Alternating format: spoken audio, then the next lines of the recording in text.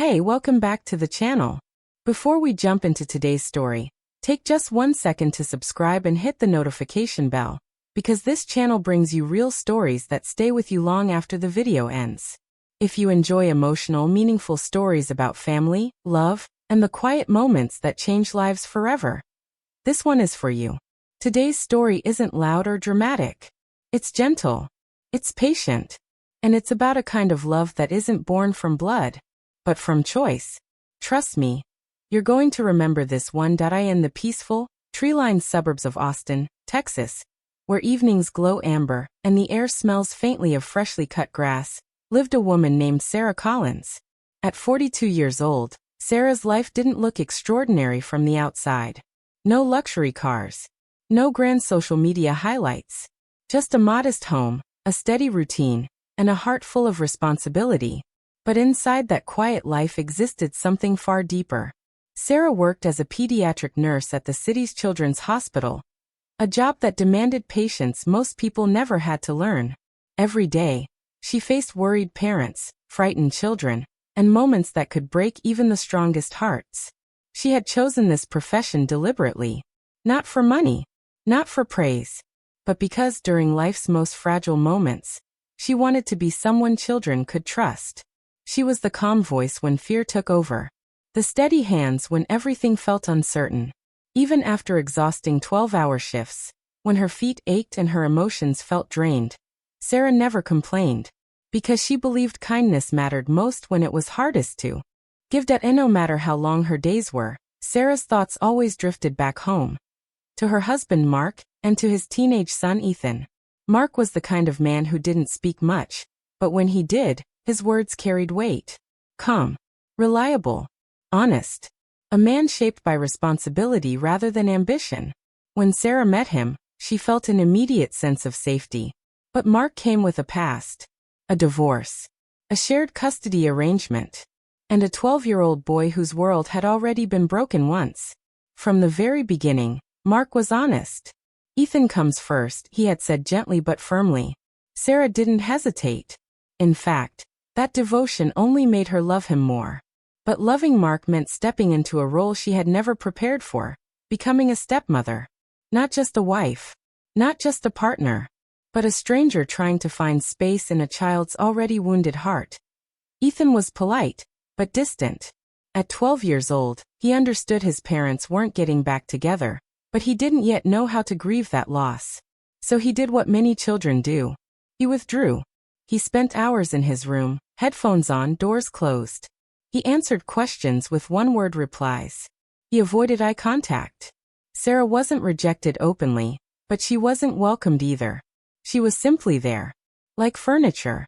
Necessary, but unnoticed. At night, lying beside Mark, Sarah often stared at the ceiling, doubts filling her chest. Maybe he'll never accept me, she whispered once, her voice shaking. Mark squeezed her hand. Give him time, he said softly. He's been through more than he knows how to explain. Sarah nodded, though her heart felt heavy, because loving someone quietly, without knowing if it would ever be returned, was harder than any hospital shift she had ever worked. Sarah never forced affection. She never demanded respect. She simply showed up. She asked about school, even when Ethan barely answered. She attended soccer games, even when he never looked her way. She helped with homework, sitting beside him in silence, waiting until he spoke first. She never tried to replace his mother. Instead, she became something else. Consistent, reliable, present. And slowly, almost invisibly, things began to change. One afternoon, Ethan hovered awkwardly in the kitchen while Sarah baked cookies. He didn't say much, but he stayed. Another day, he asked her opinion on a school project. Just once. At soccer games, he began to wave. Small gestures. Moments anyone else might miss. But to Sarah, they felt like tiny cracks forming in a wall she had spent years patiently standing beside. Still, doubt lingered. Did he see her as family? Or just someone who lived in the same house? She didn't know. And she never asked. It was mid-December. The neighborhood shimmered with holiday lights. Wreaths decorated doors. The air smelled of pine and cinnamon. Sarah had been working extra shifts at the hospital, covering for coworkers who wanted Christmas off. Many of her patients wouldn't be going home for the holidays. So she stayed. That night, exhausted, she returned home expecting silence. Instead, soft music floated through the house. Warm lights glowed. "Mark," she called. "Ethan?" "Up here," Ethan's voice answered. Her heart skipped. She climbed the stairs and froze. The hallway was transformed. Handmade snowflakes, white lights, and a banner that read, "Thank you, Sarah." Her breath caught. Ethan stepped forward, holding a small wrapped box. "I wanted to do something for you," he said quietly. "For me?" Sarah whispered. "You never gave up," he said. "I noticed."